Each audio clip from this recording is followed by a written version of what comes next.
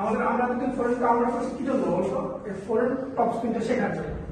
গেমের মধ্যে কিন্তু ওই ফরেন কাউন্টারটা খুব কমই আমাদের কাজে আসে, মানে আমি প্রফেশনাল লেভেলে খেলা করছি।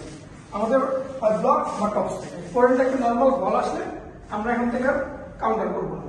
যেহেতু টপ স্পিন শিখো সবাই টপ স্পিন ট্রাই করবো, মানে যখন গেম খেলা এখন কোথাও তোমাদের গেম খেলা দরকার নেই।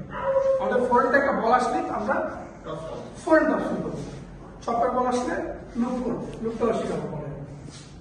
আমরা এই ফরেন টপ স্পিন একটু ভালো হলে তারপর আমি তোমাদের ব্লক শেখাবো, যাতে তোমরা ওয়ান বলে একজন ব্লক করবে একজন টপ স্পিন করবে, যেভাবে তোমরা দুজন কাউন্টার করতেছো। ঠিক ওইটা হচ্ছে আমাদের মেইন খেলা।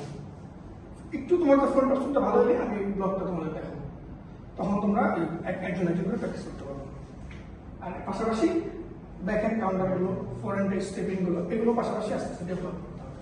ঠিক আছে, একটা জিনিস মনে রাখবা, আমি যে 3 দিন আসি আমি কিন্তু তোমাদের সাথে ইন্ডিভিজুয়ালি খেলে তোমাদের খেলা নিতে দিতে পারবো না, কারণ আমার এই প্রত্যেকজনের মানে আমার ইন্ডিভিজুয়ালি আধা ঘন্টা 1 ঘন্টা সময় দেওয়া পসিবল না, আমাদের টাইম লিমিট।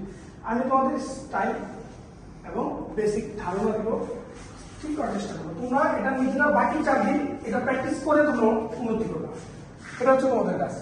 আমি যেটা 3 দিন দেখাবো, বাকি 4 দিন এটা তোমরা প্র্যাকটিস করে ডেভেলপ করবো।